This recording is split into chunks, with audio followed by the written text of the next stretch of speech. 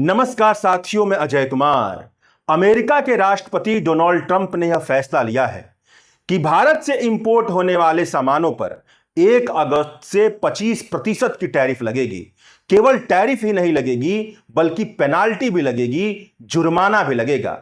जुर्माने की दर अभी तय नहीं हुई है, मगर जिस भाषा शैली में उन्होंने एक्स पर यह फैसला लिखा उसे पढ़कर ऐसा लगता है जैसे कि वह 140 करोड़ की आबादी वाले राष्ट्र का कोई सम्मान ही नहीं कर रहे हैं।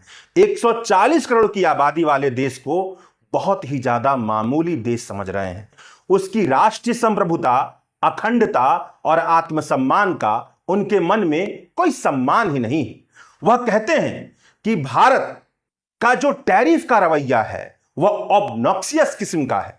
जो नॉन मॉनेटरी ट्रेड बैरियर है वह गुस्सा दिलाने वाला है।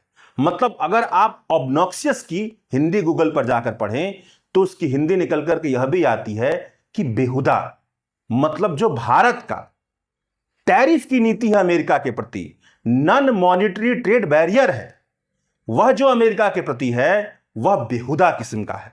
वह इस तरह की भाषा शैली में अपनी बात लिख रहे हैं और यह कह रहे हैं कि भारत चीन से अपनी एनर्जी जरूरतों को पूरा कर रहा है, रूस से बहुत बड़ी मात्रा में सैन्य साजो सामान को खरीद रहा है, जबकि रूस यूक्रेन पर हमला कर रहा है, यूक्रेन के लोगों को मार रहा है। यह बात उन्हें पसंद नहीं है। एक तरह से कहा जाए तो वह अमेरिका की मर्जी के खिलाफ जाकर के चीन और रूस से भारत व्यापार कर रहा है। यह बात उन्हें पसंद नहीं है। इसलिए डोनाल्ड ट्रंप का कहना है कि 25% के दर से टैरिफ तो लगेगी ही, मगर साथ ही साथ में पेनाल्टी भी लगेगी। अब बताइए, भारत 140 करोड़ का देश है, उसकी अपनी राष्ट्रीय संप्रभुता है, उसकी अपने देश की परिस्थितियां हैं। उस हिसाब से वह निर्णय लेगा कि उसे किस तरह की व्यापारिक नीति बनानी है। अब भारत की जो टोटल इकोनॉमी है, जो इकोनॉमी का साइज है वह 3 से 4 ट्रिलियन डॉलर के आसपास, अमेरिका का तकरीबन 29 ट्रिलियन डॉलर के आसपास है। भारत की जो प्रति व्यक्ति आमदनी है वह $23 सालाना के आसपास है और अमेरिका का $80,000 सालाना के आसपास है। तो जो दोनों की परिस्थितियां हैं, भारत में 140 करोड़ लोग रहते हैं, अमेरिका में 34 से 35 करोड़ लोग रहते हैं। तो जो दोनों की परिस्थितियां हैं बिल्कुल अलग अलग है।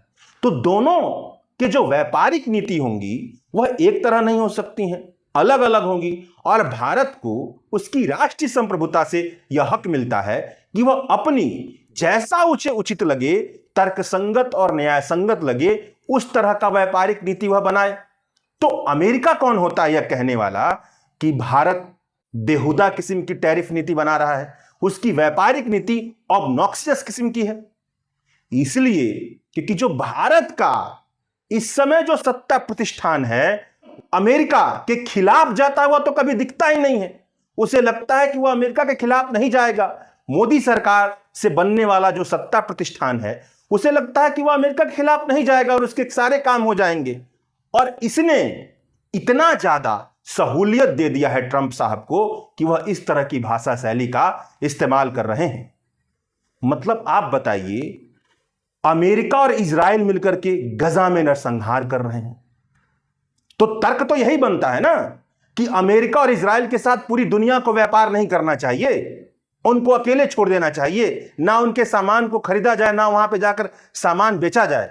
लेकिन क्या कभी पूरी दुनिया की तरफ से ऐसी बात आई? तो अमेरिका ऐसा क्यों कह रहा है कि रूस से आप तेल क्यों खरीद रहे हैं? रूस तो हमला कर रहा है यूक्रेन पर। इसलिए क्योंकि उसकी दादागिरी है, उसे लगता है कि पूरी दुनिया में उसकी दादागिरी चलती है। और भारत जैसे देश जिस तरह से व्यवहार करते हैं विदेशी फलक पर, विदेश नीति में, उससे लगता है कि उस दादागिरी को अपना रहे हैं। नहीं तो भारत गजा में नरसंहार चल रहा है, उसके खिलाफ खुलकर बोलता। ईरान पर जब हमला हुआ तो खुलकर बोलता। भारत की एक अपनी स्वतंत्र विदेश नीति होती, वह दिखाई नहीं देती है। कांग्रेस के नेता केसी वेणुगोपालन ने इस मुद्दे पर कहा है कि अमेरिका ने भारत पर 25% टैरिफ लगा दिया, तो अब क्या पीएम मोदी हिम्मत दिखाएंगे और ट्रंप का सामना करेंगे? उन्होंने आरोप लगाया कि ट्रंप के सीजफायर बयानों और पाकिस्तान के सेना प्रमुख असीम मुनीर के प्रति उनकी दोस्ती पर चुप रहकर मोदी ने यह गलत सोच लिया कि ट्रंप को खुश करने से भारत को अच्छा व्यापार समझौता मिल जाएगा, मतलब खुश करेंगे ट्रंप साहब को तो व्यापार समझौता मिलता रहेगा, मगर यह तो गलत निकला। वेणुगोपाल ने कहा कि इससे साफ हो गया है कि मोदी सरकार ने व्यापार को राष्ट्रीय सुरक्षा और संप्रभुता से जोड़कर देश के हितों से समझौता किया है। वे चाहते हैं कि पीएम मोदी खुद स्पष्ट करें कि सरकार इस मुश्किल स्थिति से कैसे निपटेगी जिसमें उन्होंने देश को फंसा दिया है। भारत की कम्युनिस्ट पार्टी के महासचिव डी राजा ने एक्स पर कहा कि ट्रंप ने 30 बार, एक बार नहीं, 2 बार नहीं, 10 बार नहीं, 30 बार भारत और पाकिस्तान के बीच सीज फायर की मध्यस्थता करने की बात कही और व्यापार को इसके लिए दबाव के तौर पर इस्तेमाल किया, लेकिन भाजपा ने इस पर चुप्पी साध रखी है। राजा का कहना है कि ट्रंप भारत को राजनीतिक, आर्थिक और नैतिक रूप से निशाना बना रहे हैं और पीएम मोदी न तो जनता के सामने और न ही संसद में सच बोल रहे हैं। जब आक्रामक ट्रंप को चुप रहकर बढ़ावा दिया जाता है और विपक्ष को सही सवाल पूछने पर चुप कराया जाता है तो यह कूटनीति नहीं बल्कि शर्मिंदगी है। राजा ने आगे कहा कि पीएम को अब बोलना चाहिए। भारत को अपनी राजनीतिक स्वतंत्रता, आर्थिक संप्रभुता और नैतिक ताकत वापस हासिल करना चाहिए और इसके लिए एक स्वतंत्र विदेश नीति अपनानी चाहिए। अब सवाल यह बनता है कि अमेरिका की तरफ से भारत के इंपोर्ट होने वाले सामानों पर 25% की टैरिफ लगाने से भारत की अर्थव्यवस्था पर क्या असर पड़ेगा?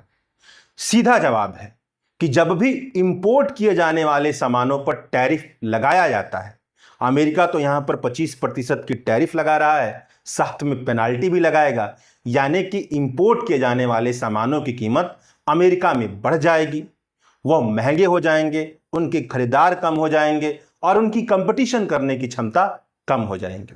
यानी कि जिन सामानों का अमेरिका में निर्यात अब तक होते आया है, उन सामानों पर चलने वाली इंडस्ट्री भारत में प्रभावित होगी। जेम्स एंड ज्वेलरी की इंडस्ट्री, इलेक्ट्रिक मशीनरी की इंडस्ट्री, फार्मास्यूटिकल कंपोनेंट बनाने की जो इंडस्ट्री है, इन सब जगहों पर नकारात्मक असर पड़ेगा। और जब नकारात्मक असर पड़ेगा मतलब जब इनके माल कम बिकेंगे तो यह भी संभावना बनती है कि जो यहां पर लोग काम करते हैं उनकी नौकरियों पर भी असर पड़े, उनकी नौकरियां भी चली जाएं। आर्थिक मामलों के जानकार प्रोफेसर विश्वजीत धर तो दवायर के साथ एक इंटरव्यू में यह भी कहते हैं कि अमेरिका की टैरिफ से तकरीबन भारत की लाखों नौकरियों पर असर पड़ सकता है। अब अगर इसे आंकड़े में देखें तो आंकड़े यह बताते हैं कि भारत और अमेरिका के बीच साल 2024 का जो साझा व्यापार रहा है वह तकरीबन 129 बिलियन डॉलर का रहा है, जिसमें भारत ने अमेरिका में तकरीबन 87 बिलियन डॉलर का एक्सपोर्ट किया है। यानी स्वाभाविक सी बात है कि अमेरिका ने भारत में कम एक्सपोर्ट किया है।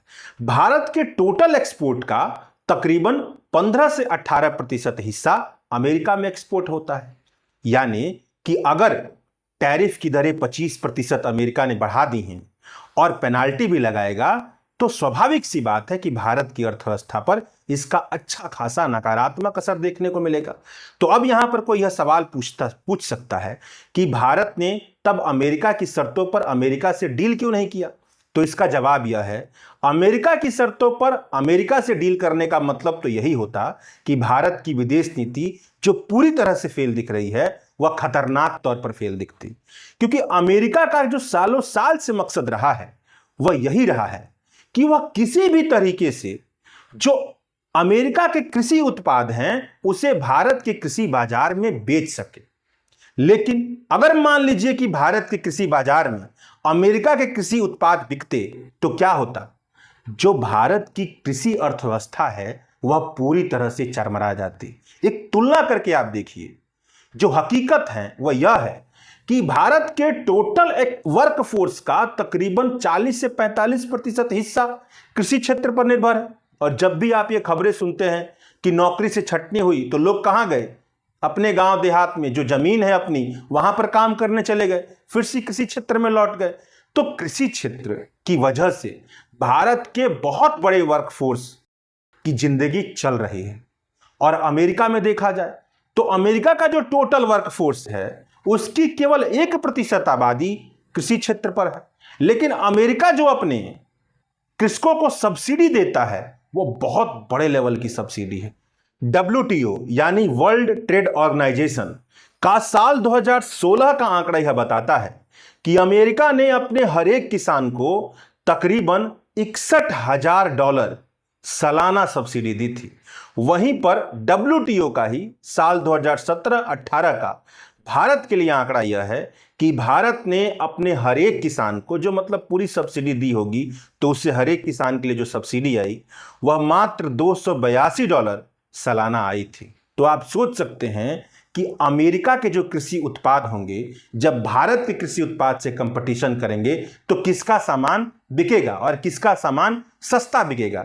जब अमेरिका का सामान भारत में आकर सस्ता बिकेगा इसका मतलब है कि जो जर्जर कृषि की अर्थव्यवस्था है पूरी तरह से चरमरा जाएगी। कहने का मतलब यह है कि अगर अमेरिका से अमेरिका के शर्तों पर भारत ने डील कर लिया होता तो भारत की कृषि अर्थव्यवस्था पर खतरनाक असर पड़ता और जो असर कृषि अर्थव्यवस्था पर पड़ता वह असर कई गुना ज्यादा होता जो अभी 25% के टैरिफ और पेनाल्टी से उन क्षेत्रों पर पड़ेगा जिन क्षेत्रों से भारत अमेरिका में निर्यात करता है। तो अब कोई नरेंद्र मोदी और भाजपा का प्रशंसक यह कह सकता है कि नरेंद्र मोदी ने तो बहुत अच्छा किया, कृषि अर्थव्यवस्था को बचा लिया।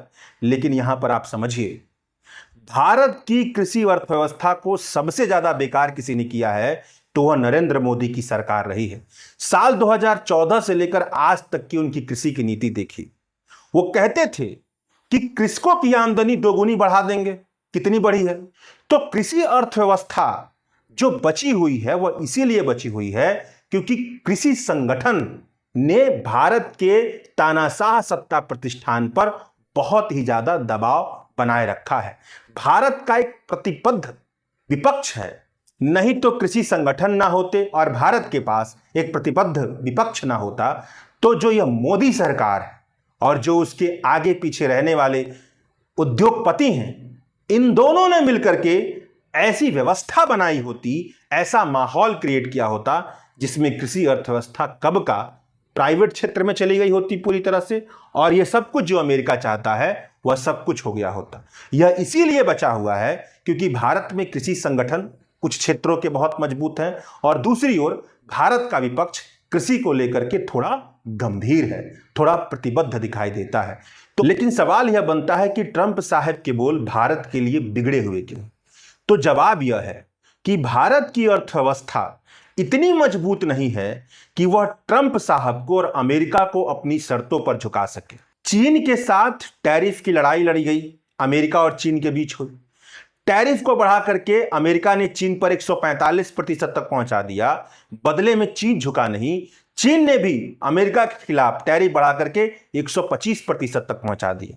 बाद में जब दिखा अमेरिका को कि रेयर अर्थ मटेरियल की सप्लाई बंद हो गई है, चीन ने रेयर अर्थ मटेरियल पर प्रतिबंध लगा दिया है और उसकी वजह से अमेरिका की पूरी टेक्नोलॉजी सेक्टर प्रभावित होती दिख रही है, तो अमेरिका को चीन के सामने झुकना पड़ा।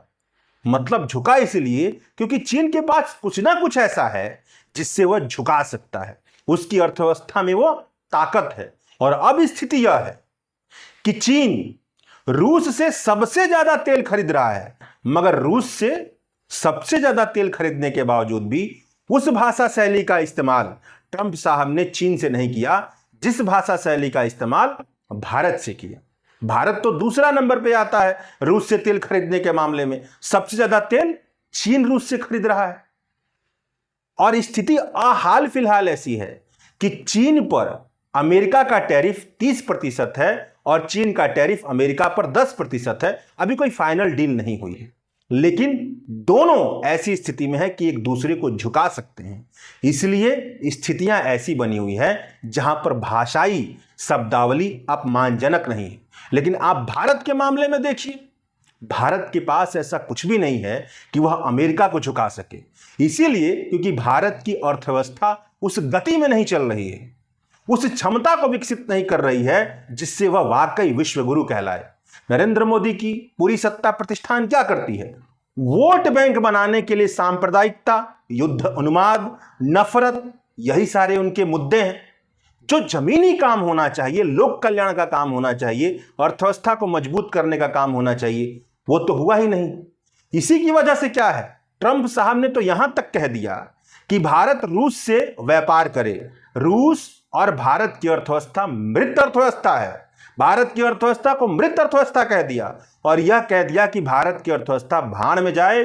उन्हें केवल इस बात से मतलब है कि अमेरिका की अर्थव्यवस्था को फायदा पहुंचना चाहिए। कहने का मतलब यह है कि भारत तभी सशक्त होगा और अमेरिका की जुबान पर लगाम लगा पाएगा जब वह अपनी अर्थव्यवस्था को अपनी क्षमता के मुताबिक मजबूत करे। नहीं तो केवल 35 करोड़ की आबादी वाला देश 140 करोड़ की आबादी को अपमानित कर सकता है और यही काम ट्रंप साहब ने किया है। अंत में चलते चलते थोड़ा इस दृष्टिकोण से भी सोचिए, गूगल, फेसबुक, एक्स, इस तरह के जितने भी सोशल मीडिया प्लेटफॉर्म हैं, उनका अंतिम डेटा सेंटर कहां पर है? अमेरिका में है। यह सारे जो सोशल मीडिया प्लेटफॉर्म हैं कहां के हैं? अमेरिका के हैं। अब मान लीजिए कि यहां के डेटा का इस्तेमाल अगर अमेरिका डिप्लोमेटिक तौर पर करने लगे तो क्या होगा? यकीन है कि मैं जो बतलाना चाह रहा हूं उसको आप समझ रहे हो।